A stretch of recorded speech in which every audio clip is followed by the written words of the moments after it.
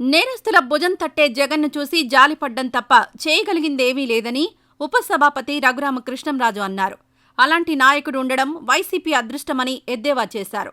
నాడు వైసీపీ ఎంపీగా 4 మంచి మాటలు చెప్తే జీర్ణించుకోలేక సునీల్ కుమార్ ద్వారా తనను కొట్టించింది జగనే అని ఆరోపించారు. సంఘ విద్రోహ శక్తుల్ని నీకు నేనున్నాను భయపడకు అని అంటే ఐ పిటీ హిమ్. నన్ను కొట్టించింది ఒక ఐపీఎస్ ఆఫీసరు, డీజీ ర్యాంక్ వాడు. ఒక సూపరింటెండెంట్ దొంగ రిపోర్ట్ ఇచ్చింది. డాక్టర్ ఎక్కడన్నా దొంగ రిపోర్ట్ ఇస్తుందా అని జగన్మోహన్ రెడ్డి అంటే ఎలా ఉంటుందో ఇది అలాగే ఉంటుంది.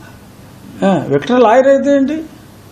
లాయర్ తప్పు చేయకూడదా? అసలు ఏ తప్పు విక్టర్ చేయకపోతే నట్ రోడ్డు మీద అయితే కొట్టరుగా. నన్ను జగన్మోహన్ రెడ్డి కొట్టినట్టు షాటు కొట్టేవారు.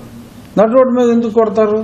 వాళ్ళందరూ నోన్ క్రిమినల్స్ కాబట్టి విక్టరో రాకేషో వీళ్ళందరూ ఏం చేస్తారు అనేది జనాల్లో ప్రతి ఒక్కరికి తెలుసు.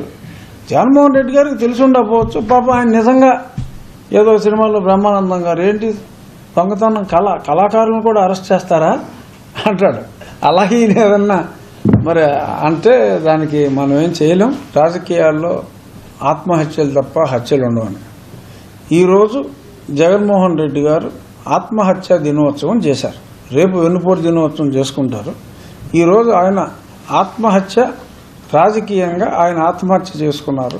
ఈ వీడియో నచ్చితే లైక్ చేయండి. అలాగే మా ఛానల్ ని ఫస్ట్ టైం కనుక చూస్తున్నట్టయితే ఇప్పుడే సబ్స్క్రైబ్ చేసుకుని పక్కనే ఉన్న గంట సింబల్ ని యాక్టివేట్ చేసుకోండి. అప్పుడే మేము పెట్టే ప్రతి వీడియో మీకు నోటిఫికేషన్ గా వస్తుంది. అలాగే ఈ వీడియో పూర్తిగా చూసినందుకు ధన్యవాదాలు.